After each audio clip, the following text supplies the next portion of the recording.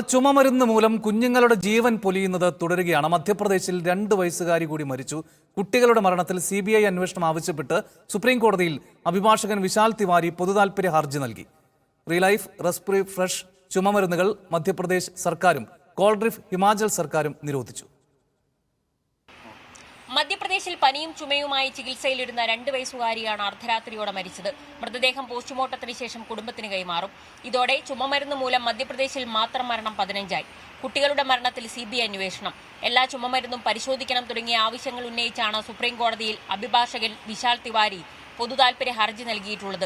ആരോഗ്യമേഖല കൈകാര്യം ചെയ്യുന്നതിൽ കേന്ദ്ര സംസ്ഥാന സർക്കാരുകൾ പൂർണ്ണ പരാജയമെന്നും വലിയ ക്രമക്കേടുകൾ നടക്കുന്നുവെന്നും മധ്യപ്രദേശ് രാജസ്ഥാൻ കോൺഗ്രസ് നേതാക്കൾ വിമർശിച്ചു. लेकिन भारत सरकार ने ये कहते हुए पल्ला झाड़ लिया, ये तो एक्सपोर्ट के लिए निर्मित थी, इसलिए इसमें यहाँ भारत में कोई इसका प्रभाव नहीं है.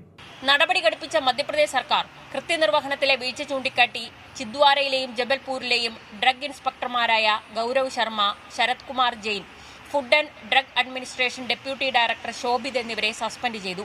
സംസ്ഥാന ഡ്രഗ് കൺട്രോളർ ദിനേശ് മൗര്യയെ സ്ഥലം മാറ്റി. ഉയർന്ന അളവിൽ ഡൈ എത്തിലീൻ ഗ്ലൈക്കോൾ കണ്ടെത്തിയതോടെ കോൾഡ്രിഫിന് പുറമെ റീലൈഫ്, റെസ്പി ഫ്രഷ് എന്നീ മരുന്നുകൾ കൂടി മധ്യപ്രദേശ് സർക്കാർ നിരോധിച്ചു. ഗുജറാത്തിൽ നിർമ്മിക്കുന്ന മരുന്നുകളാണിവ. മനോരമ ന്യൂസ്, ഡൽഹി.